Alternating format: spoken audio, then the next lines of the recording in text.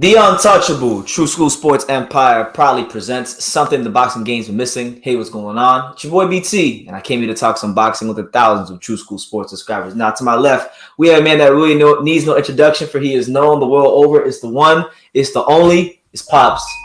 Welcome to True School Sports. Fire away, BT. So listen, man, you guys see it. Look, normally this headband is right here hanging up. For those of you who watch, you guys know this headband is normally hanging up here, but it's Chocolatito Fight Week. So you know what? We decided to put the headband on, the Chocolatito headband on, because the real TBE is back this week. BT's back. We're back. The real TBE is fighting this week. That's Roman Gonzalez, the future Hall of Famer, the future first ballot Hall of Famer. He's fighting a very, very dangerous opponent in Julio Cesar Martinez. So I'm very excited about it.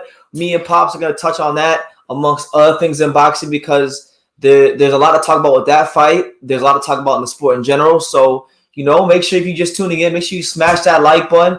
Definitely take time to subscribe. I'm going to San Diego tomorrow night. So tomorrow night, unless Pops wants to go live by himself, there won't be no live tomorrow at this time, because tomorrow is the beginning of the True School Sports nationwide tour.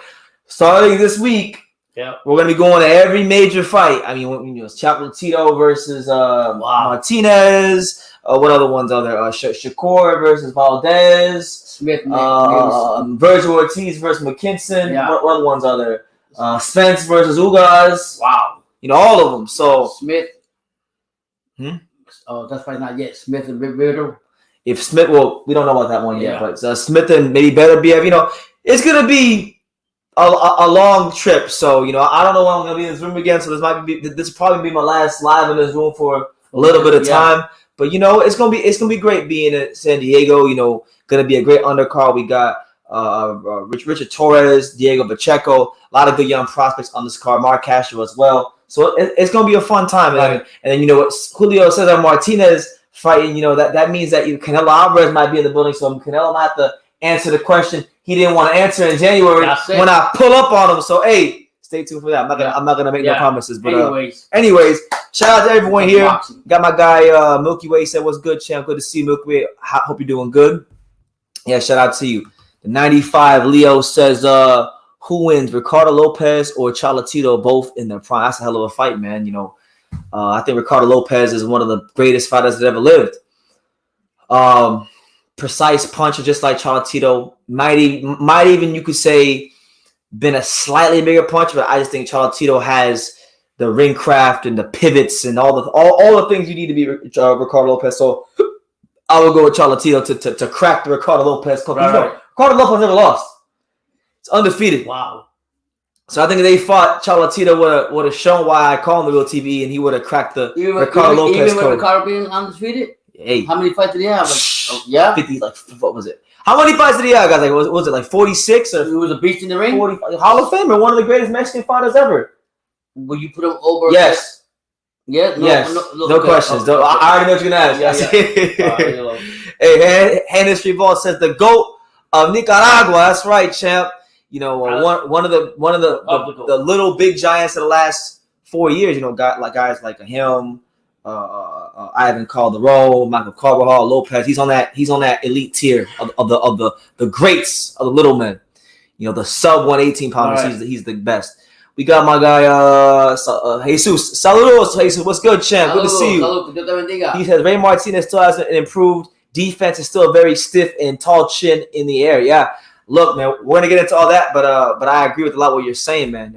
Martinez has some gaping flaws, got some great strength as well. Right. But I think Chocolatito got something for him this weekend. But you know, Virtuoso says War Chocolatito. Salute BT and Pops. Absolutely. Hey, shout out to you, Virtuoso. Long time viewer of the channel. Dude, I haven't worn this headband since he got robbed. That means you're gonna win. This is actually historical. I have not worn this since the night he got robbed against Estrada on the rematch. So. You gotta get that sign. Depending on, I haven't got any feedback from Matchroom yet. Matchroom hasn't actually approved or denied anybody's press passes. What? They're waiting for they're kind of waiting a long time. It's like promotion. So look, do that. If I don't get the press pass, this is going on. That's it. It's going on at the fights. Get him to sign. That'd be nice. Yeah. BT, people say Catterall gave away rounds because he wasn't doing much in the later rounds. He did take his foot off the gas a little bit in the later rounds, but I think he built up such a big lead. And it's not like, look, even some of the rounds where Josh Taylor did his best work, they were swing rounds. I truthfully think that Jack Catterall was really robbed of his much-deserved win. And it's not like I want to say that. Like, trust me, as a Josh Taylor fan, I want to say Josh Taylor won, but I got to be real. The reality is Josh Taylor didn't win that fight. That's right. You know what I'm saying? So it is what it is. Yeah. Enrique Little, what's good? Chemi says, Chocolatito! I gotta get the clip with the guy. Chocolatito! The Asian dude. Yeah. Put it on the, I gotta put it in the StreamYard. But he said, when are you leaving for San Diego? I'm leaving tomorrow night. So I'll be leaving tomorrow night. I should be getting there Thursday morning. So it should be a good trip. My first time in San Diego. You know, gonna be great. Lot of things to look forward to. Have you heard of the British prospect coming out of the Olympics who fought on the Lawrence Quick undercard? What do you think of him? Yes, you're talking about Galal Yafai. He just won the gold medal in the last Olympics. I've been very familiar with Galal for a number of years because I'm friends with one of his brothers, Gamal, who I became cool with when I went to the UK in 2019. He's obviously the brother of two fighters, one in Cal Yafai, who was world champion, the other who was European champion in Gamal. So he comes from a good family of fighters. I got to say, I know it's early, but I truthfully think he might be the best of his brothers. Oh, man. Polished. Yeah, I mean, the way he was coming out there, aiming his shots and doing, like you said, polished, there was nothing about – usually when I see a first fight, I was like, oh, no, he's going to be nervous. He's not going to – but that experience from the Olympics and the way he carried on there and then the way he throws his punches, he wasn't just playing – paddleball, Olympic paddleball. I always say that. Nah, he looked like a really polished fighter. Yeah, that's what I'm saying. Like he looks someone that has like 7 to 12 fights already. When I say paddleball, I'm saying like the Olympic point. You just go for the point. He wasn't going for that. He was going for the kill too. I like him.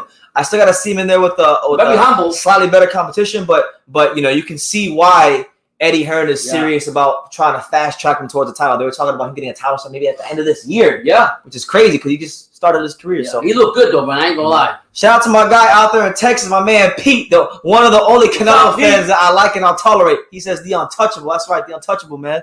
The Untouchable Roadshow getting started this weekend. So I'm looking very forward to that. But good. Hope you're doing well, Pete. BT, what are your thoughts of Canelo saying Ryan will show up for 20 minutes, then leave and show for 2 days? And there's a no-show for the next 3 days. It sounds like, you know, I believe it. I believe it, you know.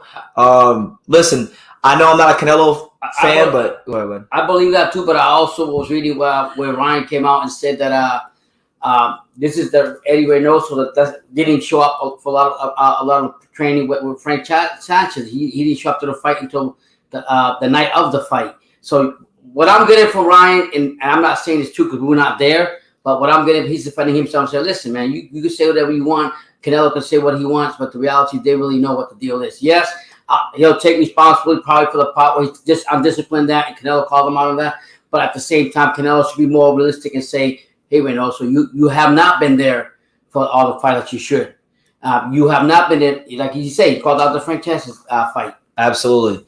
You know, but listen, man, look, there's plenty of things going on in boxing. We'll get to it. But listen, man, this is Chocolatito Fight Week. That's it. So we're going to keep the Canelo talk to a minimum. Yeah. All right? If I see him, I'm putting it out there now. If I see you, Canelo, you're getting pulled up on this time. This time, there won't be no security. So I'm just letting it be known. Yeah. But listen, man, hell of a fight. I've talked about it in a couple videos already with Chocolatito Martinez. Before I get into my thoughts, I want to swing it over to Pops. Pops, give me your thoughts on the fight. How do you see it? You know, what do you think about it? I mean, me personally, one word that I always use is experience. And boy, that Chocolatito has been in the wars. He's been through everything. I think his experience will take him to the fight. He will win the fight. As far as Martinez got exposed by Arroyo. Martinez does come out, throw battering punches in the first couple of rounds, whatever. But he's not going in there with just anybody. He's going in there with to me, one of the legends of boxing in the flyweights, and it's not going to be an easy task for him. I don't think he's going to win the fight. He came out. I saw he did an interview, and he said, "Look, I ain't coming here to play patty cake with Chocolatito. I ain't coming here to get a decision. He said that? I'm not leaving it in the judge's hands. Wow. I'm going there to knock him spark out." So I like the talk from Ray Martinez, and you know I've been going back and watching some tape on Martinez. Listen, he does some good things. You know, he's young, he's physically strong. Yeah. I think even his boxing skills might fly under the radar sometimes. Yeah. He do got a good jab. You go back and you watch the Jay Harris fight, you know, Martinez do got a stiff power jab that he uses when he needs to. But that being said, I gotta be honest, and it's funny because, you know, I'll be honest with you guys. Right now, obviously you guys know I'm probably gonna pick because you guys see the headband, but like objectively speaking, and I'm gonna be as objective as I could possibly be with the Chocolatito headband on. Yeah. All right. Martinez is a very good fighter. It's just that the tendencies he has, I feel like they play right into what Chocolatito does well, which is, you know, the tendencies of him being one of these fighters that likes to fight in the high guard. You know, I said it in my last video. You know, he's kind of like one of these in baseball, a max effort pitcher. Yeah. He's throwing every fiber of his being into every single, you know, punch. Yeah. You know, so that could work in the early rounds. That could work because Chocolatito's at that age where fight by fight, you just don't know if he can get old.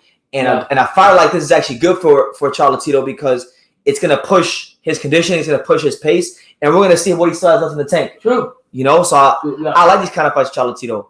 But if the first 3 rounds, if he's not able to land anything significant or anything big on Chocolatito, then that's why I think he becomes unstuck because then Chocolatito gets into a rhythm and then he starts setting up the straight right hands and the pivots and all these things. So, you know, we'll see what it is. But look, at the same time, when you get older, the older you get in boxing, the more your reflexes begin to slow down. And when your reflexes slow down, you know, you got to be careful not to get into an exchange. And if you're Chocolatito and you get into an exchange, you might find yourself getting hurt. So that's the danger of the fight for Chocolatito, all right? You know, he needs to pick his spots when to get in exchanges because the reality is he's younger. He's older. The reflexes aren't what they were maybe 10 years ago, and he needs to work smarter, not harder. But the one great thing about Chocolatito, Pops, and I want you guys to go watch this video. I was rewatching a video on the Ismael Salas boxing channel, and if you haven't subscribed to this channel, go do that. He did a breakdown on the Chocolatito versus Estrada fight. Oh, he did? Yes, and he was talking about why that was one of the most defensively masterful performances he's seen in boxing. Wow. Because he talked about how Chocolatito was able to display 3 different types of defenses. Oh, wow. Not one. 3 different types. Now, people who don't know what they're talking about, they say, oh, well, Chocolatito's not a good defensive fighter. He gets hit too much. But, you know, when you throw 1,000 punches a fight, 900 punches a fight, you're going to put yourself at risk to take some leather. But, you know, he mentioned the fact that Chocolatito is a great defender. He can be a great defensive fighter with his hands. Wow. Blocking punches with his hands, blocking punches with his elbows. Oh, wow. And then he could also use his feet to get out of range, you know, showing you different types of defenses. He's a master at catching punches, parrying punches. And some people when they watch him, they say, oh, well, Chocolatito's giving the round away because he's not really he's not consistent throughout the round.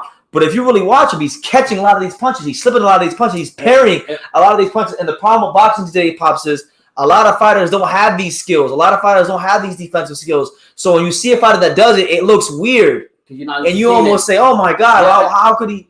Yeah, and think about what I've seen for Chocolatito, what I really like about him. As the fight goes on and you throw all these punches, he's going to figure you out in those angles, in those slips. And he'll walk you down to a corner or by the ropes, and that's when he starts attacking you, in my opinion. Yeah, and he just gives you a systematic beat down. Shout out to my guy, Hand History Ball. He says, if Chocolatito gets robbed again, listen, champ, let's be optimistic. I know it's very easy to be pessimistic because, listen, they're fighting in San Diego. He's fighting a guy that's with the Canelo, and they're right there close to Mexico. So I see why you're saying what you're saying, but we're going to be optimistic. May the best man win, you know, and it is what it is. Johnny Boy, shout out to my boy Johnny Boy's Combat Talking. He says, been waiting for this one. Salute to BT. Shout out to you, champ. Hope you're doing well. Yeah. Johnny Boy also says, Chocolatito's fundamentals are so sound and makes his defense better. That's the way I've always seen it. And that's a great way to put it. That's a hell of a way to put it. Yeah. And the thing is, like you used to say, BT, you were just saying literally like a lot of people that are not used to see that type of style or recognize it, they won't know how to appreciate it. No, you know, funny enough, right? I got people talk about Canelo a lot, right? And I'm bringing this up because it relates to what I'm saying. Mm-hmm. People talk about how great of a defensive fighter Canelo is, right? But there's actually similarities in the way they both go about defending their punches. Oh wow! I would say Chocolatito is a bit more of a versatile defense. He is a more versatile defensive fighter than Canelo. But the way they both catch and parry shots to work on the inside is very similar. The only difference is I just think Chocolatito is more fluid than Canelo. He can get more of his shots out quicker because he's a lighter guy. Mm-hmm. But they're both similar in that regard. But I never heard nobody really say that before. I'll give him credit for that. Yeah, nobody really talks about that. You know, Jonathan, Boxing Life, what's good, champ? Good to see you. Hope you're doing good. Jesus M says I can see Roman slipping, catching, and reflecting Ray's punches while countering Ray. It's horrible defense. Yeah, Ray Martinez has extremely leaky defense. Yeah, and that's that's what happened with what's his name with Arroyo, right? When he caught him.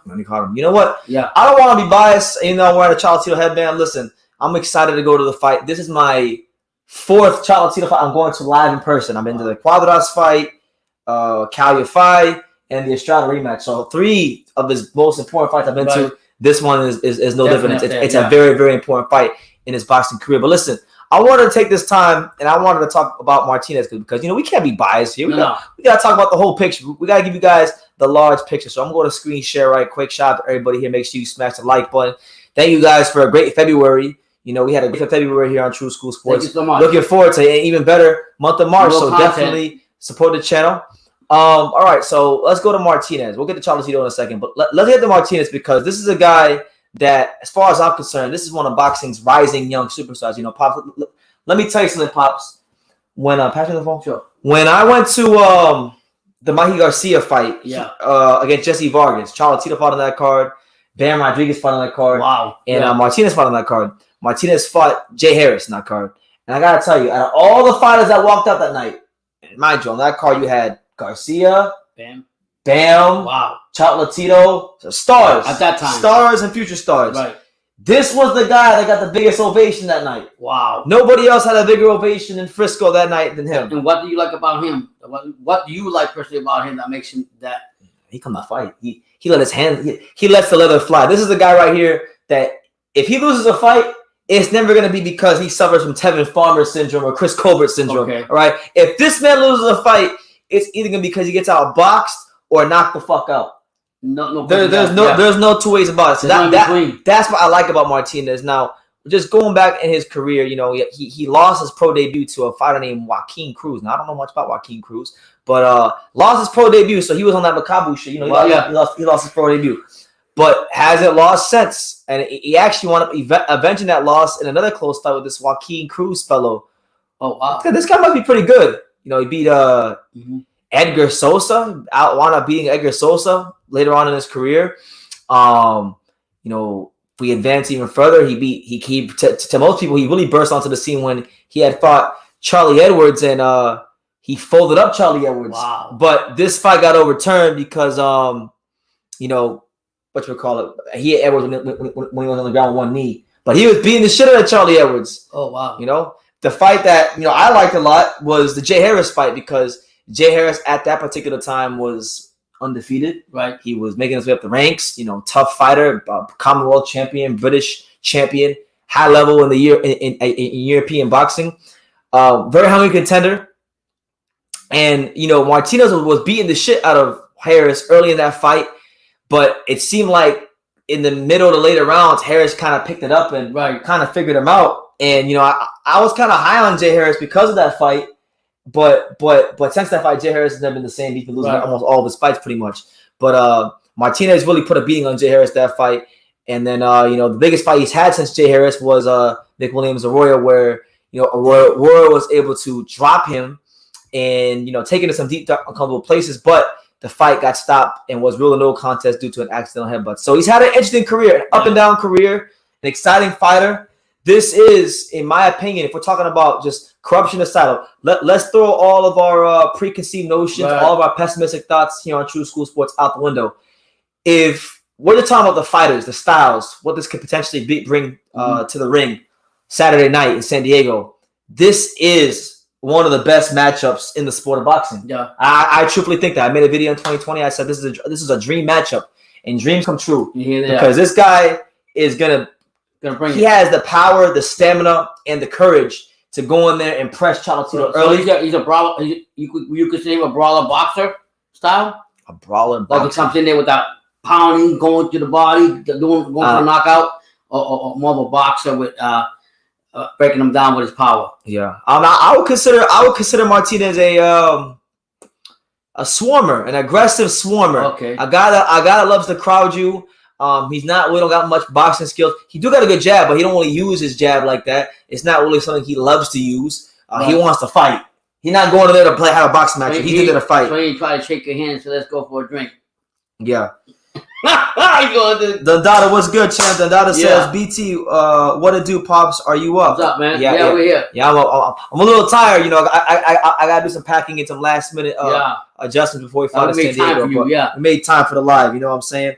What network is it on? For those of you wondering, it is on DAZN. So if you got your DAZN, accounts, if you don't got DAZN, you might want to renew just for this fight and then cancel that shit after, because this fight is one you're not gonna want to miss. What day is that? The 5th, right? The Saturday, which is the 4th. No, the Saturday is the 5th. Oh, I'll be here. Friday is the 4th. I'll be here to watch that. You know what I'm saying? So I'll go live for that. You know what I'm saying? Orlando Martinez says, Chocolatito, the man, the myth, the living legend, and the true warrior of Christ. Absolutely, champ. Amen. I like that. A true warrior of the sport. It's always a pleasure when this man steps to the ring. You know what? Look, man. I'll get a Chocolatito in a second, because you guys know I can talk about Chocolatito till I'm blue in the face. We give him flowers to Martinez right now. Julio Cesar Martinez, you got to give him credit, because with him, right? I know he tested positive for computer. We know all this stuff, but for all that aside, this is a guy he's Orthodox, right? He's an Orthodox fighter. Yeah. He could have turned this fight down. He was after this fight on short notice. He could have turned it down. He could have said, "No, I'm not ready." He could have said what a lot of fighters tend to say these days. He could have said, "I need more learning fights." I'm not ready for that level. He said, "Give me the smoke. Give me the smoke. I think I'm on that level, and I want to show the world. I want to prove to the world that I could beat Chocolatito." This is why you like these fights better than any other fights, because the flyweights come out to the fight. They come out here to fight. They don't care what the issue is, the politics. We're gonna go there and fight. Look what happened in heavyweight. Not to bring it back up real quick. What White didn't show up with Fury, prime example. But these guys, little guys right here, they want to go to war. They want to go to war. And look, man. We'll go back. Like if you guys just look at it, and I want to use this live as well to drive home a point that I constantly say, because when I say other lives, maybe I don't physically show you guys these weight classes. Yeah. But this is the live where I'm going to show you guys that from 115 to 112, that's not even a competition with where the best fighters in boxing are at. Wow. And anybody who goes around flapping their gums saying, "Oh, the 35 division, heavyweight, the only weight class in boxing with the depth of a 115 or 112, this area of the sport is, super flyweight. These are the weight classes where the killers are residing." So I wanted to talk about that for a second. So shout out to everybody here. Raw Dog says it's Ramirez versus Pedraza on Friday. I think it might be on Friday. Maybe it's on Saturday. Let me check myself, because I get the days mixed up myself. I'm pretty sure it is Friday. I want to let you guys know in advance. I'm going with the upset in that fight. Jose Pedraza is going to beat Jose Ramirez. It's not Showtime? It's Friday. It's Friday. What time? ESPN. ESPN. What time? I don't know. We'll figure that out when we get there. But listen, Friday will be Pedraza versus Ramirez. I got Pedraza for the upset. Pops is going with Ramirez. I'm going with Ramirez. But listen, this is the division, right? So you look at this division, right? So you got Gaio Estrada, one of the best pound fighters of the sport, future Hall of Famer. Chocolatito, future first battle Hall of Famer, former pound king. It's crazy. Wrong Versailles, another top guy. Kazuto Ioka, the only 4-division champion in the history of Japanese boxing. Or the first one, at least. Yeah. Donnie Nietes, multiple-time world champion, underrated fighter. Dang, Fernando Martinez, the new world champion from Argentina. You got him. Oh, my God. You got Joan Cajas, who held the belt for 6 years. He's going up, too, I think. Kosai Tanaka, the quickest 3-division champion in the history of Japan. also tied the record for the quickest three division champion in the history of the sport. Lomachenko has never fought a one opponent with a losing record ever in his entire career. Oh, wow. That's big. All right. Francisco Rodriguez Jr., former world champion. Yeah. Joshua Franco, one of the top young stars in the sport. Jesse Bam Rodriguez. He's coming. He's coming. You got him. And the list goes on and on and on, right? Did he just get a belt? He just got a belt. And they rated that low? And that's 115. Then you go down to like 112, right? Because you got to keep in mind, these guys, it's 3 pounds. These guys go up and down depending on when the money's right. So look, you go to 112, right? You go to 112. Then you got Sonny Edwards, who's like the best defensive little man in the sport right now. Yeah. You got Junto Nakatani. The real Nakatani. Yeah, the real one of the hardest punching volume punches in the sport. You got him. You got Julio Cesar Martinez. You got the former Olympian Artem Delakian. You got McWilliams Arroyo, who's a hell of a fighter. So all I'm saying is this, man. I'm not going to keep going down because there's just so many fighters in the weight class. The talent is there. And the best part about this is these guys are fighting each other. So that's why I'm so excited. I'm so happy about what's going on in the super flyweight division. Now, we'll get to Chocolatito in a second, but I want to go back to some comments. So shout out to everybody here. Shout out to my guy, Dick Justice. What a name. He says, Chocolatito is only hated by the LDBC scum. We don't talk about those people here. Yeah. God bless them. Yeah. I'm good and you, bro. I'm good. Good to see you. Why don't Americans acknowledge Chocolatito and think he's only rock'em sock'em nomads and says he has no defense? Because a lot of boxing fans, don't have trained eyes as far as knowing different styles, understanding different styles.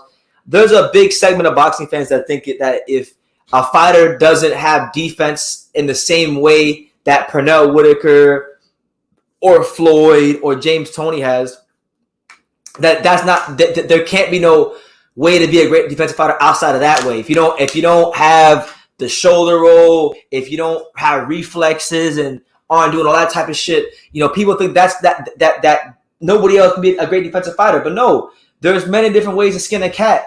And Chocolatito, much like a Canelo Alvarez, is a master of efficiency. He's economical. He's not in the business of wasted movement. He's not in the business of moving just to move. Every move is calculated. Every shift, every pivot, every punch, everything is calculated. So I would say, to answer your question, not just with Americans, but boxing fans in general, the reason why people say he doesn't have great defense is because they don't know shit about boxing, and because they have a one-size-fits-all view of what being a great defensive fighter looks like. And no, Chocolatito is an A-level defensive fighter. He's an A-level defensive fighter. He's an A-plus pressure fighter, and he's an A-plus offensive fighter. No two ways about it. You're right. Martinez fights like a goon. He's definitely a fan favorite style and undefeated champion. Yeah, Martinez is going to be in a lot of great fights from the rest of his career. He's going to be in big fights. He's going to be in fights where people want to see him fight. And I'm excited for this fight because it's Martinez's chance to show the world what he can do. Obviously, I'll be rooting for Chocolatito, but I don't hate Martinez.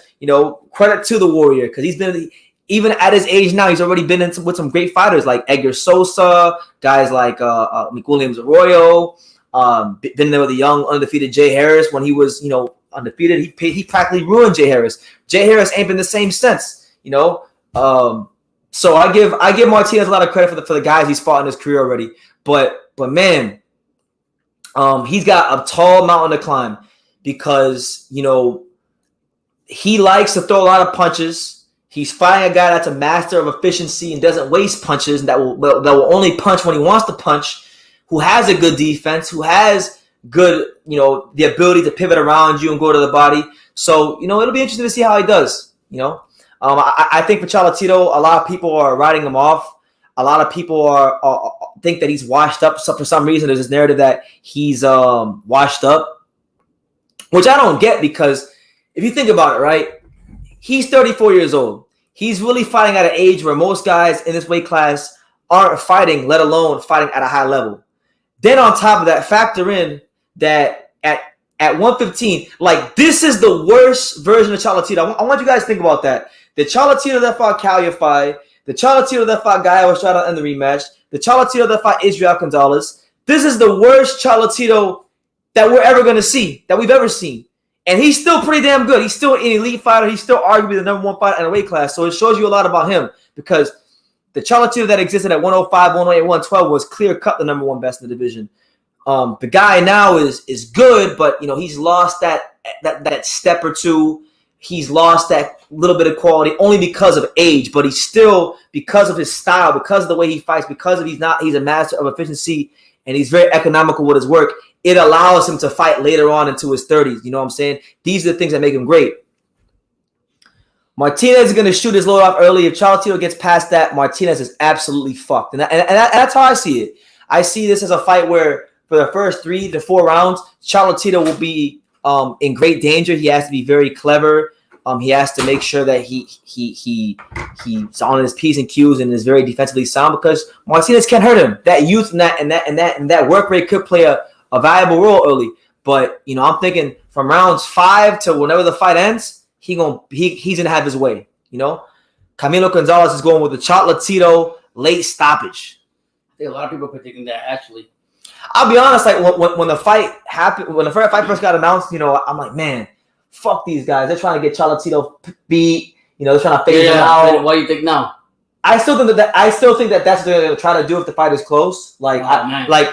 Just being honest, if the fight is close, I fully expect Martinez to get a decision. But I think because of both fighters' styles, this is the kind of fight where it will not allow for a decision. Right. Whoever loses or wins this fight it's gonna be a clear decision. Is going to get stopped. Yeah. Because Chocolatito's older. You don't really know how much punishment he can take. He's been in so many wars already. Yeah. Martinez has shown in his last fight that he can be clipped and hurt, especially with guys who have right hands. So it's gonna have a lot of factors going in. A lot of drama. Dick Justice says he got Chocolatito winning by UD. Okay, that'd be nice. It's going to come down to Chocolatito now getting old overnight, or else he should knock out Martinez. Yeah, because I think, look, Martinez is I don't know if Martinez is an A-level fighter. I think he's definitely high B class. Yeah. I don't know if he's A-level yet because, when he fought Arroyo, I think he would have beat Arroyo, but I just saw a lot of flaws in the Arroyo fight. I think he's A-level at what he does. Like, he's A-level at based on his skill. In his dimension. Yeah. But I don't know if he's A-level all the way around the board. This is going to be our answer. Wow. Yeah, because he's fighting somebody like Chocolatito, and I don't think, like I said, as the rounds go on, I think it's going to play more to Chocolatito, but Chocolatito got to be careful in the beginning rounds. Absolutely. Shout out to my guy, Philadelphia's very own Chase Athletics, longtime viewer of the channel. Good to see you, Chase. Hope all is well. He said the untouchable. That's right. And then he also says, "What's up, Pops?" God bless you. Thank you. I can't see this fight going the distance personally. Either Chocolatito will show up and he'll get stopped early, or he survives the early onslaught and smashes Martinez into pieces in the middle rounds. That's what I'm thinking. I'm thinking this fight. You know what? I'm gonna tell you guys this. I feel like this fight will be a more active. It could be if Chocolatito has enough in the tank, which I think he does. I think it has a chance to be a more what's the word I'm looking for?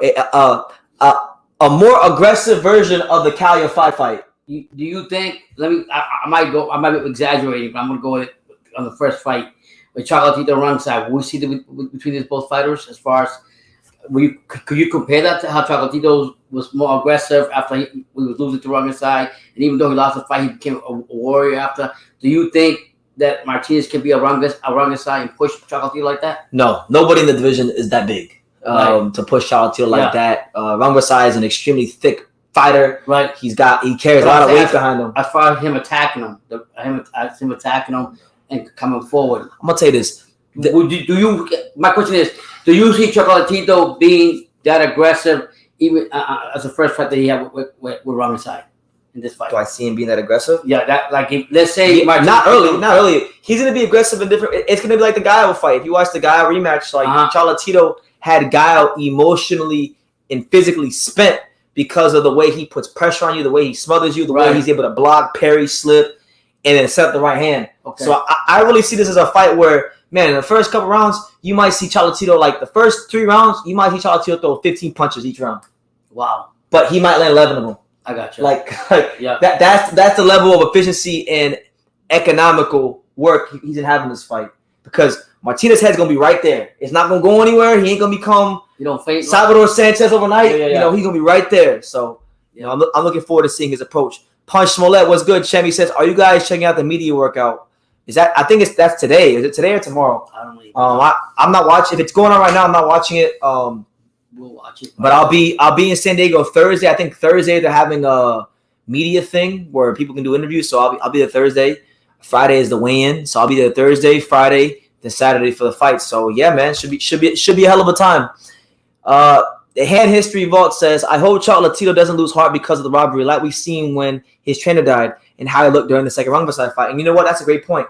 That's probably a point I haven't even considered much of because I'm just thinking, you know what? What do you mean as far as thinking about his trainer again? Well, because no.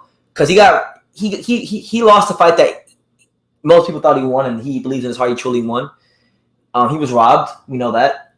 When he fought Gonzalez in the rematch after he got robbed in the first fight, he wasn't there. He wasn't there. So he's saying, could history repeat itself? Okay. You know? Personally, look, I don't think it will because I think, you know, the Arnulfo Bando, his trainer dying and his mentor dying, that played a big role in that as well. And I just think now he's developed a good chemistry with his new trainer. I think he's more at peace with himself. Marcos Caballero. Yeah. He's more at peace with himself, and he's got beyond that. Even though it's a sad time in his professional life, I think he's gone beyond that, and I think he's going to be. I'm going to see a better version of Chocolatito come Saturday. Absolutely. Chocolatito's pressure and inside work is going to be just too much for Martinez. He got no head movement. Absolutely. That's where I'm at. Yeah, his move at all? Stiff? Oh, I'm serious. This is how he fights. High guard, hook, jab, high guard. Oh, my God. Watch him fight. Yeah, you know who remind me of?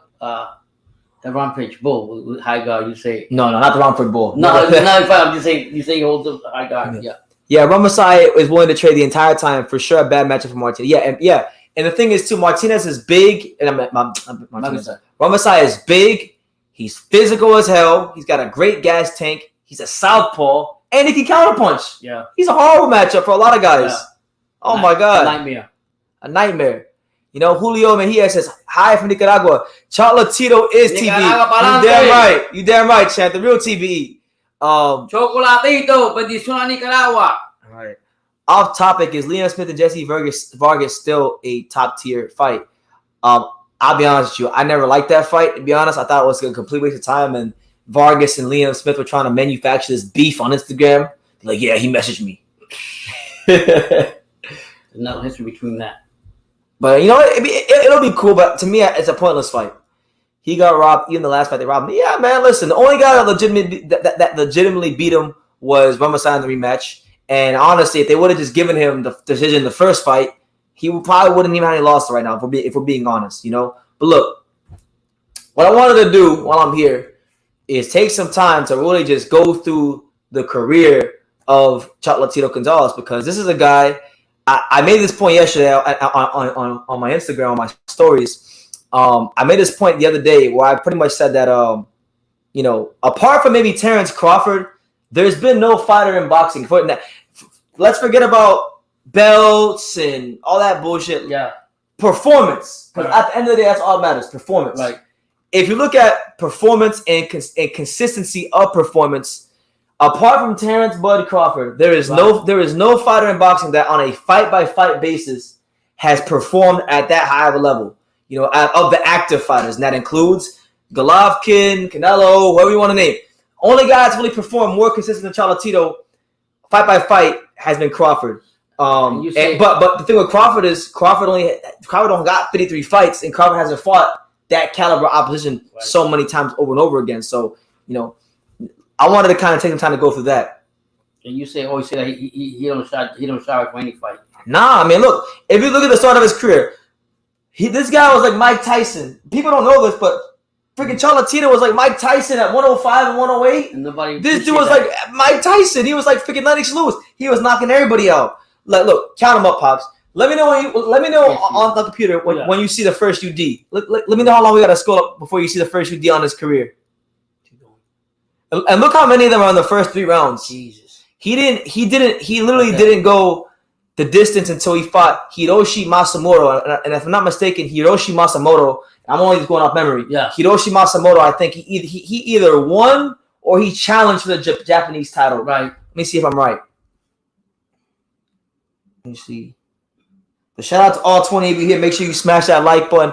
Definitely take that time to subscribe. So yeah, this is the first guy Chocolatito ever won the distance with, and I was correct. Yeah, Hiroshi Matsumoto was the first had lost twice. He challenged for the Japanese title twice, so he wasn't a bad fighter domestically in Japan.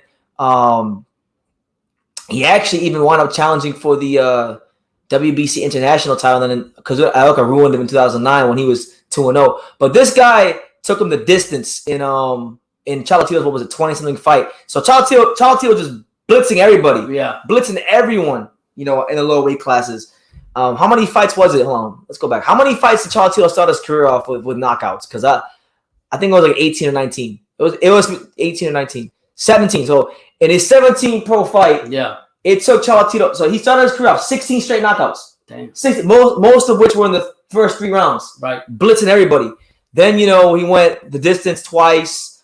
Then he fought, then he went back on his shit, knocking everybody out. And then his first real test, his first test as a pro, his first big test came when he fought Yutaka Nida. Now, for those that know and for those that don't know, Chocolatito was 21 or 20. Right. 20 going on 21 when this fight happened. He was super young. This is his first world title. I mean, how many fighters we know pops that boxing right now that are 20 and they're not nowhere near a world title shot? That's true. This guy was already had 17 knockouts on his record, 18 knockouts on his record. Then he fought Yutaka Nida, who at that time, if you knew anything about boxing, Yutaka Nida had beaten, one of my favorite fighters, Kasunori Takayama. He beat Takayama. Jesus. Defending his belt. He had been WBA minimum weight champion since what? 2000. I know it was a long time. He won it in what? 04. So he won the WBA minimum weight title in 2004. Defended it a whole bunch of times, and then when he fought Chocolatito in 08, he retired him in 4 rounds. Yeah. So that just shows you the level he's at. Because Nida wasn't no bum fighter. Nida wasn't no a hype job or nothing like that. This is a guy that beat Takayama, another good fighter. Beat other top contenders in the division, defended his belt, I think, 5 or 6 times. So he wasn't a nobody. He was somebody. Until Chocolatito beat him. And this is 20-year-old Chocolatito Gonzalez. So it goes to show you what he's done. Dick Justice says, or Jonathan says, Chocolatito is a modern-day legend. He is. And you know what? You guys know. That's my favorite fighter in history. And you bet your ass off. I'm covering the fight. He going to get his flowers all week from me. Yeah. Martinez will get his just due. He'll get his appreciation. He'll get his flowers. But I'm taking all the time in the world to give this man his flowers because these guys like Canelo and Crawford and Spence, their names will always be in the news because they're bigger names. They speak English. They always run their mouths. But this guy's name doesn't show up in the news as often. So I'm taking this time to give him his flowers. So you guys really know what this man went ahead and did in his career. So the only guy that really pushed Chocolatito in his career was maybe like Francisco Rosas. He had to give Francisco Rosas a rematch because that was a close fight in 2009. Wow. This is probably the only guy when he was young that really pushed him. Rosas was a tough fighter. I believe he went on to become world champion himself. Right. Chocolatito had to give him a rematch. And do you know what he did to him in the rematch? He knocked his ass out in 2 rounds. You better give flowers where the flowers belong. Absolutely. And then you look at one of my favorite fights, and I want to highly encourage everyone. If you've never watched this fight with Chocolatito, you need to watch this fight. All right, my top 3 favorite Chocolatito fight ever came against this man right here. And a lot of people I remember when I went to go to the Canelo Alvarez fight. Yeah. When I went to the Canelo Alvarez fight to go watch Canelo versus Saunders, they were like, "Man, true school. You say you hate Canelo, but you go on to the Canelo Alvarez Billy Joe Saunders fight." And I had to correct them. I said, "No, I'm not. I'm going to the Kasunori Takayama fight." Get it right. That's really who I want to go see. Yeah. Most people don't know that, but when I went to the Canelo Alvarez Billy Joe Saunders fight, I didn't go to fucking Billy Joe Saunders. I went to see Takayama. Yeah. Because being the Chocolatito fan that I am, this guy is one of my heroes. I'm a fan of him because this is a guy that fought prime Chocolatito, small guy, an absolute legend of the 105 division. Wow. He made Chocolatito look slow. I mean, this guy was fast. Wow. You saw how fast he was when he fought El Soto? Yeah, that was crazy. You got to keep in mind, when he fought El Soto, he was already old. He moved up a weight class. Oh, yeah. And he was inactive when he fought El Soto. And he wasn't even that fast when El Soto fought him compared to the one that fought Chocolatito. Right. That's crazy. But this is the guy in Takayama. I mean, you see what the fuck he did? Well, he's won every version of the minimum weight title once, excluding the WBA. So he's won the WBC minimum weight title. He's won the IBF minimum weight title twice, and he's won the WBO minimum weight title twice as well. And this was the guy that Chocolatito defended his belt against. His first ever title defense in his entire career was this guy. And this was the guy that I truthfully believe was one of his hardest fights because of how fast he was. To this very day, one of Chocolatito's hardest fights was Kasanori Takayama. You know what I'm saying? So that was a hell of a fight. You know, go watch it if you haven't. You know, then he had the rematch with Rosas, and then he got back up on his shit, knocking everybody out, getting back to being the bully that he is. You know, beat Roman Garcia, who was a decent fighter. Then he had a fight with El Gallo. You know, the first fight with Gallo. Right. And shout out to Johnny Boy. He says, BT's like me. He's covering the guys that deserve more attention that don't get it. Absolutely, champ. This is the home of boxing. You know, we're gonna cover the guys that deserve Johnny Boy. You're the same weight. You know, what's up, BT and Pop? What's good, Rio? Good to see you, champ. What's going on? How you living? You know, beat Gallo. At the time, Gallo was a good contender. We know what Gallo went on to become. Right. You know, but beat him. And Gallo brought his best. That's one thing I can't say about Gallo. When Gallo fought Chocolatito in the first fight, he brought his best. When he fought Chocolatito in the second fight, he brought his best. But I think on both occasions, Chocolatito was just that half a notch better than him. And, you know, and it's unfortunate that Chocolatito doesn't have 2 wins on paper against Gallo, but the real boxing fans know who won the fight. Who won the fight? Absolutely. Rio says it's fight week, man. I'm nervous, bro. Chocolatito got this. I'm nervous as hell too. You can only imagine how nervous I am about this with Chocolatito. I'm going there. I'm going to the fight, and I'm going to be there, you know, supporting them. I don't know if I'm covering it yet because I'm waiting for Matchroom Boxing to get their shit together and send an email out. But you know, it should be fun. Con Dios todo se puede. You know, but this dude pretty much Chocolatito pretty much from 105 to 112. Yeah. Chocolatito was a knockout artist. That's what he was. He wasn't playing. A knockout artist. It wasn't until he went to 115 that guys started taking him the distance because they were just so much bigger than him. Right. You know, or knocking him out in wrong case of Rumberside.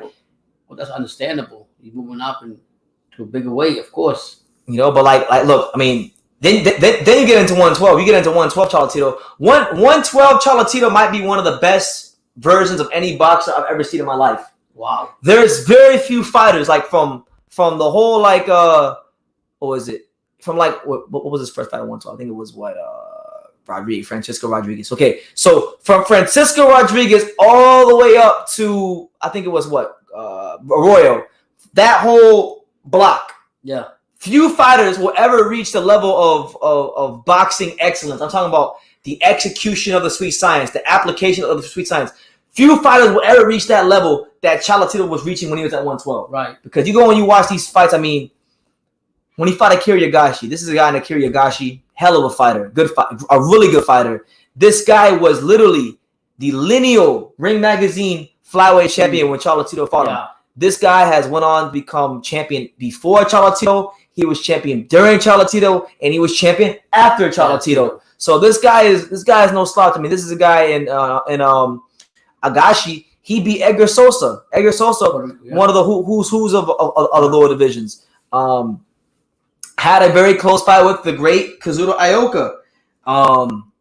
He was no slouch. So no slouch at all. I mean, anybody who's out here winning lineal titles for the most part is not a slouch. Beat Javier Mendoza, another good win. This was a fight. If you never watched it, another one. If you guys want to get hyped for Chocolatito fight week, 2 fights you can start with are Roman Gonzalez versus Kasanori Takayama, and Roman Gonzalez versus Akira Yagashi. If you've never seen them fights, especially the Yagashi fight, you don't have an opinion on Roman Gonzalez because that's him at his best. That's like him, you know, up there, top of the crop, trying the cream of the crop people, you know. So that was a good fight. My personal favorite fight that I watched this fight probably like 33 times. Jesus. Brian Valoria. This guy right here, this fight right here that he had Brian Valoria. By the way, the utmost respect goes to Brian Valoria because Brian Valoria, you know, there's not a lot of American fighters at these weights. Right. This guy was an American Olympian. I mean, look, if you guys don't know, look, just so you guys know about Brian Valoria. Before I get into what Roman Gonzalez did to him and how significant that win was, I got to paint a picture of what this guy was, okay? Now, this dude, you see the amateur record. He was 230-8. Jeez. That's what he was. 230 wins, 8 losses as an amateur. That's crazy. 2000 USA Olympian. I mean, this guy was the truth. He beat Donaire in the amateurs. Most people don't even know that. Wow. In the amateurs, Brian Viloria beat Nonito Donaire, and he beat his brother. He beat everybody. This guy was blue chip. He was creme de la creme. He was A-level. And truth be told, if he was in the era of a Chocolatito or a Gallo, maybe he would have been the best fighter in the division. You know what I'm saying? But I mean, Viloria doesn't get the credit he deserves. A very underrated fighter when it comes to the lower weight divisions. This is a guy that, beat some good fighters. Knocked out Giovanni Segura. Jeez. And for those that don't know, this motherfucker right here, Giovanni Segura, this guy was like the Rung Basai before Rung Basai. He was like the Mexican Rung Basai before there was Rung Basai. Giovanni Segura. So you guys know Jonathan Gonzalez was world champion right now? You know Jonathan Gonzalez is world champion right now? No.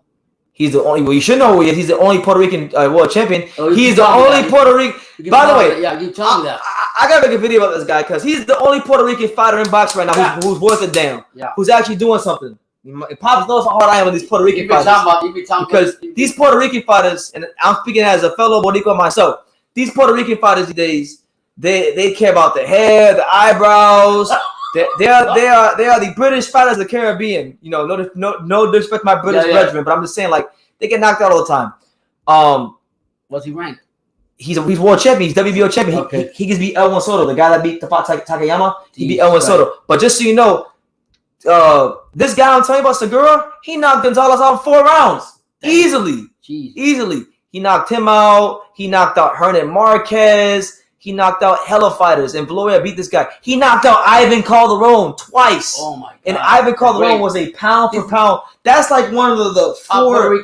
That's like one of the top 4 below featherweight. That's like one of the top 4 fighters of the last like 30 years. Yeah. Calderon. Yeah. Michael Carbajal. Yeah.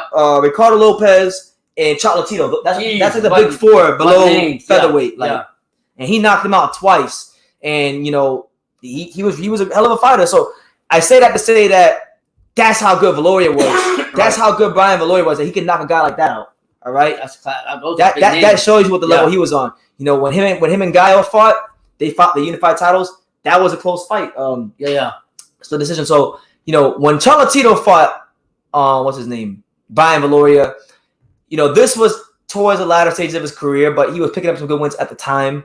An absolute boxing masterpiece from Chocolatito. He hit Brian Viloria with one of the shortest right hands. You know that shot that Jordan Gill had to do the other night? Yeah. He dropped him with a shot even shorter than that. Wow. Chocolatito.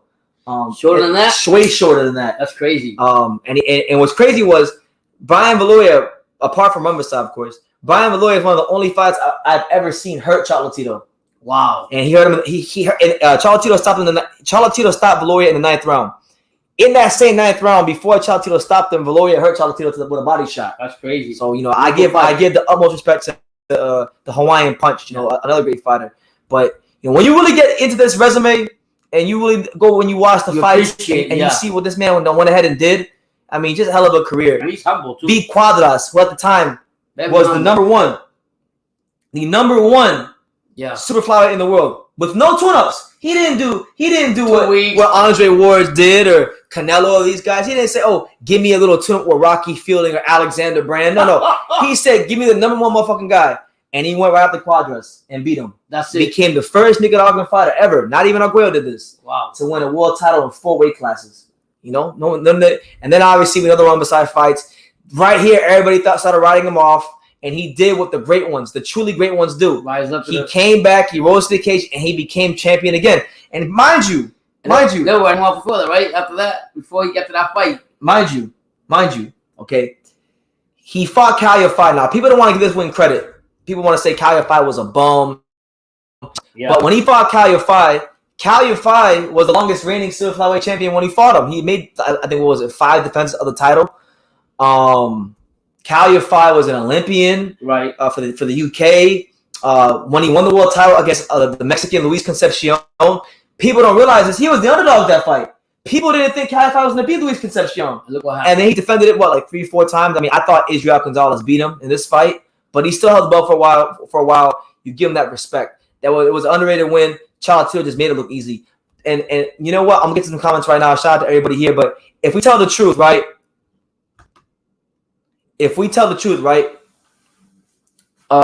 Calify, a lot of guys didn't want to fight Calify. And I'm not saying this because I'm talking out of my ass. I'm saying it because I know.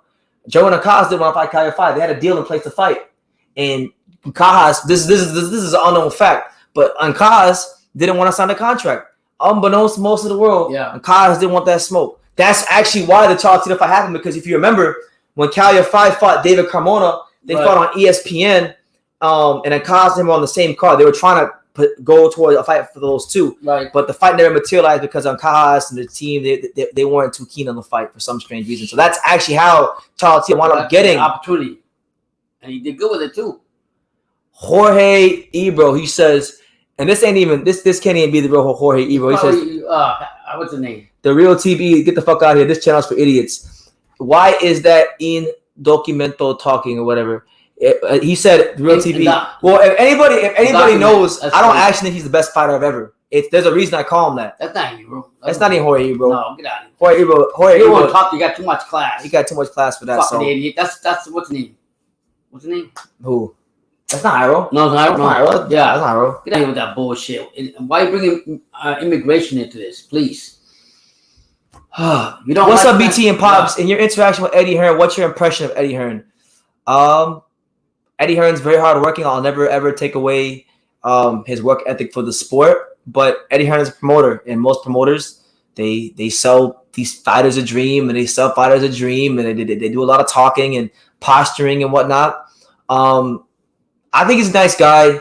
I don't want to say nothing bad about him, but over the years, I've grown to like Eddie Hearn a little bit less. I liked him more when I didn't know him that well. Yeah. But he's a cool guy. The TBE is subjective. It is subjective. It's very subjective. I mean, truth be told, I'm not going to speak about the whole history of boxing because I'm not a historian. I know about the history of boxing, but I wouldn't call myself a historian.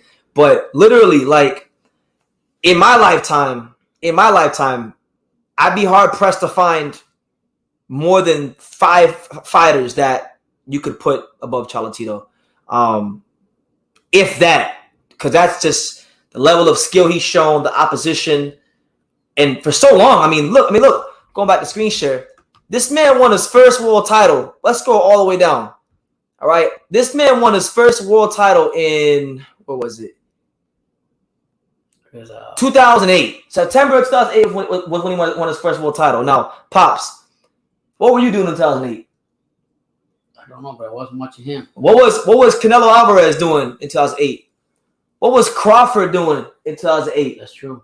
What were these guys in 2008? He was a world champion. I was in the 8th grade when he was a world champion. Yeah, wow. All right? That just shows you the level he's been at. So we're talking about 14 years at the world championship level. There is no fighter in boxing, including Canelo. Right. Including Canelo, who has been at the world championship level longer than Chocolatito. There's nobody. That's facts. That is a fact. Maybe you could say Donaire. Donaire went around.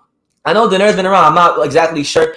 But apart from maybe Donaire, there's nobody in boxing that you could say has been at the top, at the championship level longer than Chocolatito. You know what I'm saying? So, BT, can I hear your early breakdown and prediction for the clash going down this weekend? I broke it down at length. I'll do it here in a second, but let me go back to a couple more comments.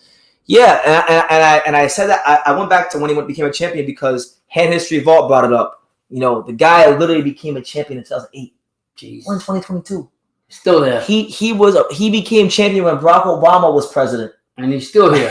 When he first became president. Now we got what, Joe Biden or whatever. He's still champion. Yeah. He's outlasted all these different presidential administrations. He's still on top. Still standing.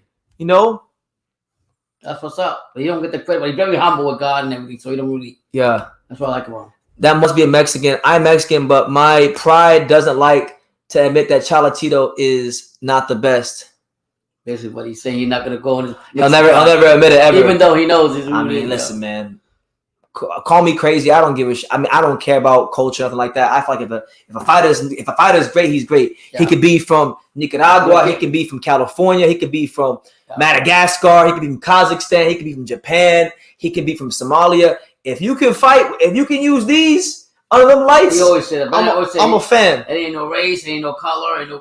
If you got skill, if you got the skills, that's all that matters, champ. That's all that matters. As long as you in there. You're going in there. You're taking on all comers. You're doing the best to put your best foot forward and whatnot. All I can do is respect it. Brian Valoria was a great talent, but wasn't he over 35 when he fought Gonzalez? He was, but he was also on a 4-5 fight win streak. Yeah, but you're right. If you want to say he wasn't the best, you could say he was a little bit past it, but he was still a very good. If you go back and you watch that fight, whatever he had left in the tank, he let it all that night. Yeah, like he brought it. He absolutely brought it. Earl Spence named Chocolatito in his pound for pound. Yeah, Earl Spence actually had Chocolatito above himself. Wow. Yeah, most people don't know that. That's actually one of the reasons why I say, you know what, I respect Earl, because even though he's one of the boxers that I've actually seen give Chocolatito his due a lot. Wow. Like Earl is always, when people ask Earl who's the best fighters in boxing, that's always one of the names on his list. Regardless. So that's one thing I will say about Earl Spence. You know, throwback. He had Chocolatito above himself. That's saying a lot. I mean, he's not just about himself. No, I don't think Earl Spence is a bad guy. I just think, with the Crawford thing, you don't want to fight the politics of boxing. He knows the deal. He says, you are right. Chocolatito is the best. I mean, listen, man. Name me. I mean, look, I'm gonna look up Donaire myself because I'm curious now. Now that I'm talking about it, I want to know when did Donaire win his first world title? Because I'm gonna tell you this: if I go in here and find out that Chocolatito has been at the world championship level longer than Donaire, I'm losing my shit if I found this shit out. We see, when did he win his first world title? I can't see. He won the NABF. No, he's the only one. He's the only one. Because he fought Victor Cini. He won the IBF title against Victor Cini in July of 2017. He was about 13 months before Chocolatito. Wow. So apart from Donaire, Roman Gonzalez is the fighter in boxing who's been at the championship level the longest. So they're on their own tier. If you're being honest, Chocolatito and Donaire, because of the longevity. The longevity, the performances, the accomplishments. These guys, they age and they're still there. They're still there. Elvis Daniel Verdano Delgado says, saludos desde la tierra de lagos y volcanes. Vamos, Chocolatito. Vamos, Chocolatito. There you go. Yeah. They want to know, what's your prediction for the fight? Rio wants to know. Who, me? Yeah. Oh, I'm a big. We didn't see the video that Brendan made. We were riding to Tampa. I got Chocolatito. Experience. He will win this fight based on experience. He's been through a lot of wars. He's been through a lot. Not taking away anything from Martinez. He's got power and everything. He's gonna come in there, but I just think the overwhelming experience that Chocolatito will make him win the fight. Yeah, should be a good fight though while it lasts. BT, what should I tell the haters that say Chocolatito is just a rock'em sock'em robot? You should tell them to if you want to be disrespectful, you want the respectful or disrespectful answer. The disrespectful thing will be to say is that they need to go follow croquet and cricket because they don't know anything about fighting or boxing. If you want to be respectful and try to get them to understand your point of view, you can tell them that there's different types of defensive fighters. There's athletic defensive fighters. There's fighters that are defensive fighters for the purpose of counterpunching, and then there's aggressive defensive fighters. He's an aggressive defensive fighter. He likes to parry shots, so he doesn't like to waste movement or expend energy. He don't gotta expend. He blocks punches, and what this does is when he blocks the punches, this discourages the opponents, and it takes energy from them. And then he's able to come back with his own offense, and it's like double the attack. The way the kind of defensive fighter that like these guys like Chocolatito, Canelo, these kind of guys, the way they defend punches, these guys defend in a way where it's like double the attack. They're attacking you when they're on defense without attacking, and then they're attacking you when they throw, because by parrying and by taking the steam off those punches, the way they do that, it really does discourage the opposition. They say he's rock'em sock'em robots is crazy because riddle me this: if he was just rock'em sock'em robots, then why on God's green earth is is why has he only been knocked out one time? Why has he only been dropped about what? I think like twice or no, 3 times in his career he's been dropped. In 53 fights, he's literally only been dropped about three times. You gotta put the respect in his name, regardless how you want to cream, whatever, rock him, stomp him, whatever. I don't know what you mean by that, but toe, no defense. No, because a lot of people say he has no defense. Chocolatito? Because when he fought, didn't you just open up the live and you just gave 3 bait? Who? No. But it doesn't matter what I say. Okay. There's this narrative that's floating out there. It's been there for years. It's not there for like last 6 years. Ever since he fought on HBO, that Chocolatito is a rock'em sock'em robots, no defense, flat-footed fighter. Because when he you gotta remember he didn't really start to get recognition until he fought on HBO. And by the time he started fighting on HBO, he was fighting these bigger guys like Cuadras, Roman Gonzalez, these types of guys. So people saw him get hit, and they say he has no defense. Right, but I'm saying what I'm trying to verify that confirm that is Salas, who's a Cuban trainer, he's a real good trainer. I'm not saying that you should listen to him, but he gave me 3 reasons why he thinks, and I totally agree with that. You got to watch a fight for yourself, and you got to see what he's all about and make your own judgment on for your damn self, Not what HBO tells you, not what Showtime tells you. But at the same time, you gotta know what it is you're watching. Yeah. I know a lot of boxing fans that if a fighter doesn't fight like Pernell Whitaker, Floyd Mayweather, Meldrick Taylor, that style. Then they're trash and they have no skills. And I know some boxing fans where if you don't fight like Chavez, Barrera, Morales, then they're not good. No, there's all kinds of great styles. There's different ways to be a great offensive fighter, and there's different ways to be a great defensive fighter. Yeah. You just need to know what you're looking for. That's true. You have you got power punches. You got pressure fighters. The guy that we find that's fighting Roger Ortiz. He's not he's not a fighter. He can box. He can box and he's physically strong. And he's all kind of, I mean, you know that in that fight, this guy's heavily favored. But if you don't know nothing about boxing, you gotta look at the fight and see what they're all about and see for yourself what type of fighters there. Because there's power punch like Mike Tyson. There's skill fighters. There's defensive fighter like Pernell Whitaker. There's TB Floyd. I mean, everybody has different style. There's so you have to just draw the line what you think. No, absolutely. But the facts are there about Chocolatito. I wanted to take this time, Pops, to just kind of look through. And by the way, shout out to all 12 of you here. Make sure you guys smash that like button. Apparently, the media workout's going on. I might go ahead and check that out. Let's check out that media workout. Yeah. You guys are saying there's this media workout. Let's see what's going on with this media workout. This time? Yeah, because in California it's only like 6. Oh shoot. So let's see what's going on with this media workout. Now this is the Matchroom version. I don't know if I'll get a copyright for this, but let's see. Can't get caught, right? You're looking at it. It can happen. You see, I'm not gonna do it because I don't know. These promotional companies be on some bullshit. So I'm not gonna do it. Yeah. Like every now and then, like I'll do that. But I'll definitely check it out. Shout out to all these fighters, man. It's gonna be a great card this weekend. I see you, Chance. What's good, Chance? He says Chocolatito. Absolutely. That's right. The guy that pretty much put the lower weight divisions on the map by himself.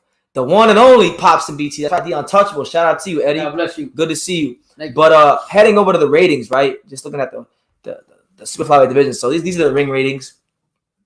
Gaio is the Ring Magazine champion right now, and obviously we know Gaio is a great fighter. You got Roman Gonzalez number 1. You got Chocolatito. Wasn't he the one that got COVID and then we seen a picture with his wife pregnant? Hey, yeah. Hey, I want to show you guys this shit. So nothing. I didn't mean to bring it like that. No. Tell me about that. No. Before we get back to the rankings, Pops brings up a great point. By the way, if you guys want to follow me, you can follow me on Instagram, right, at Just a Kid from Daniel. I'm very easy to reach. I'm very easy to find. I'm normally always on Instagram. You told me that. You make a baby. So Gaio Estrada, right? Gaio Estrada, the great fighter. He got COVID, which we still don't have proof of.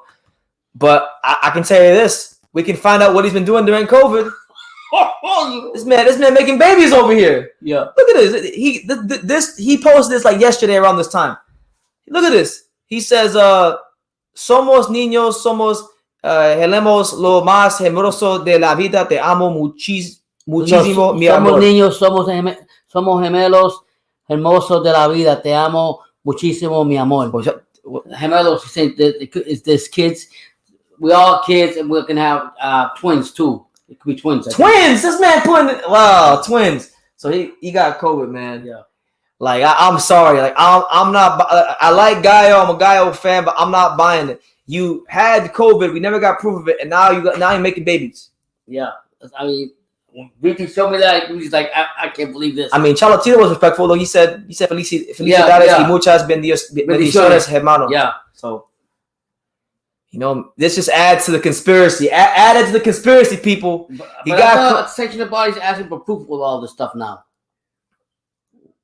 I guess not. What was WBC? Okay. No comment. Yeah. You know what I want to say. Yeah. Okay. You know what I want to say. Wow. But, going back to the rankings, he a guy was the Ring Magazine champion. You got Kazuto Ioka, who's on the pound list. He's number 3. Yeah. And Cajas, who just lost. This will probably change really soon. He's moving up, I think. I was reading. You got Joshua Franco, Bam Rodriguez, Francisco Rodriguez Jr., Donnie Nietes, Andrew Maloney, and Carlos Cuadras is 10. So in a weight class, if Carlos Cuadras is 10 in a weight class, that weight class is pretty good. That's right. Pause, let me ask you a question, and I'll pose this question to the chat. Out of all the guys in the top 10, what's the matchup you guys want to see the most, apart from the one we're getting? That I want to see? Yeah. I like to see Chocolatito fight again. Versus anybody? No, I like to see him. Got Quadra. Well, he fought Quadra, but you got Maloney, Nietes, Francisco Rodriguez, Bam, Joshua Franco, and Cajas, Ioka, Rong Vasai. I'll take Chocolatito against, just for the hell. I mean, not for hell. Bam and Rodriguez, who was all about. I'm with that. Chocolatito versus Ioka. That's what I want to see. That's what I want to see. I like to see Chocolatito against Bam Bam, see what he's all about. Yeah, Eddie, Hand History Vault says Gonzalez versus Ioka. I agree. And Eddie says Rong Vasai versus Ioka.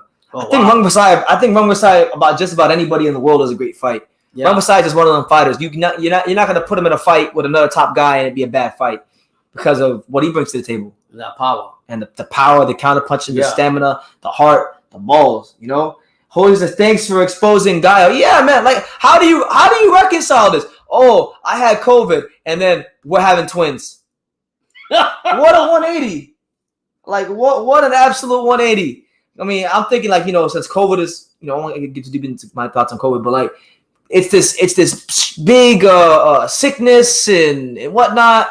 But you're making babies. Yeah. You can't listen. If you got COVID, if COVID is that debilitating, you don't have the strength to make babies. But I guess you could say there's always strength to that, right? There's always strength, right? Yeah. No, I don't know. God bless you guys. I just felt God bless him. What's the name? God bless him. But I might make a video about this, man. Guy was trying to expose. Yeah, babies. God bless him. God bless him. Well, how long? Maybe he's over COVID now. But when did he have it? We don't know. Whatever. So what's even more great is that Chocolatito replied to that post. He did. He was respectful. And he's mad respectful about it. But he probably know himself. He probably know, Guile didn't want that smoke.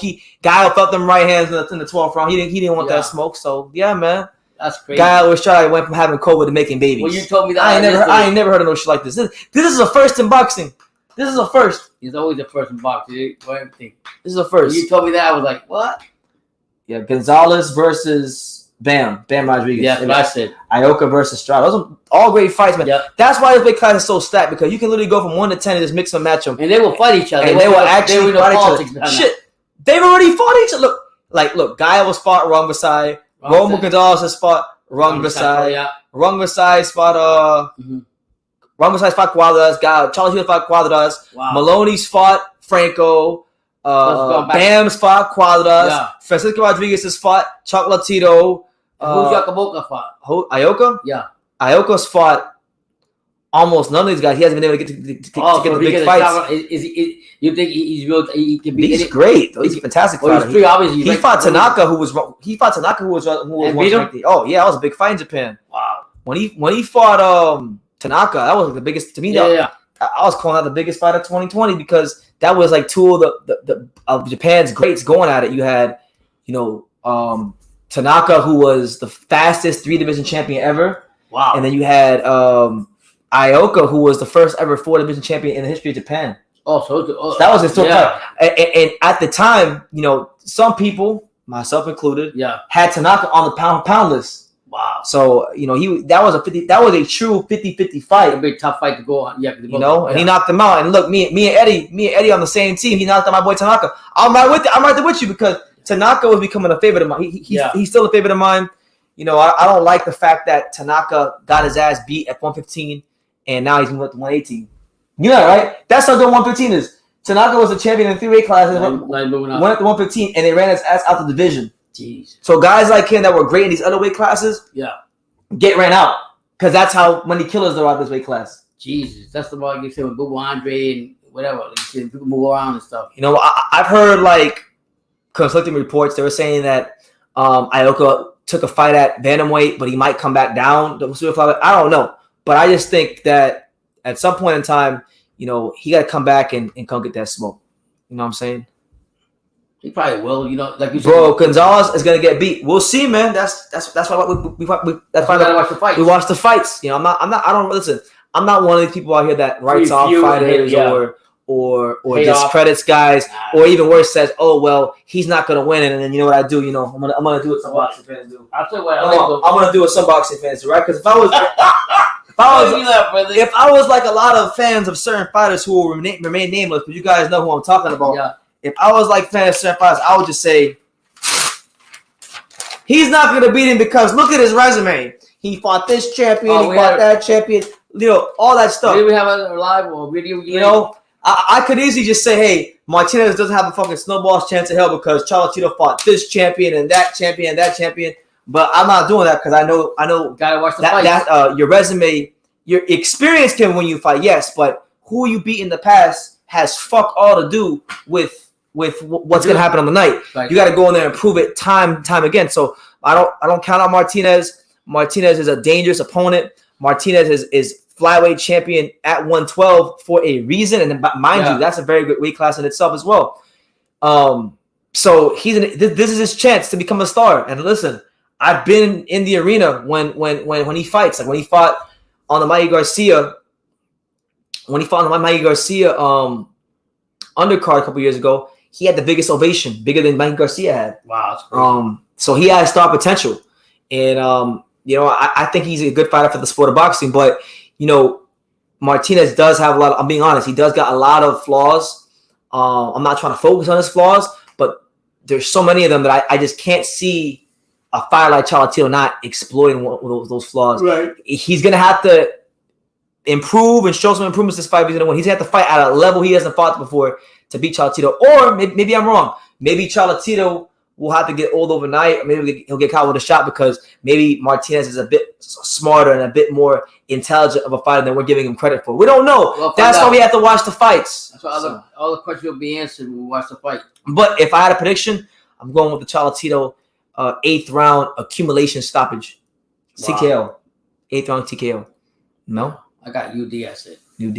Okay. So should be a lot of fun. But listen, guys, look, I'm not trying to make this too long of a live. I just wanted to get up on here real quick, you know, talk my shit about Chocolatito and Julio Cesar Martinez. I'm flying to San Diego tomorrow night. I have to pack and I have to do a whole lot of stuff before I go. So this ain't gonna be no 2-hour live today. And the crazy thing is now, as I'm saying this, that's when the most people are coming in now. Yeah. With 25 people. So look, you guys take care. You got any final thoughts, Pops, before we end the live? Man, we enjoy talking to you. You got this you got to do. So, you know, stay tuned. I might have to come on live 8 o'clock from now on. I'm not Brandon, but I'll do the best I can.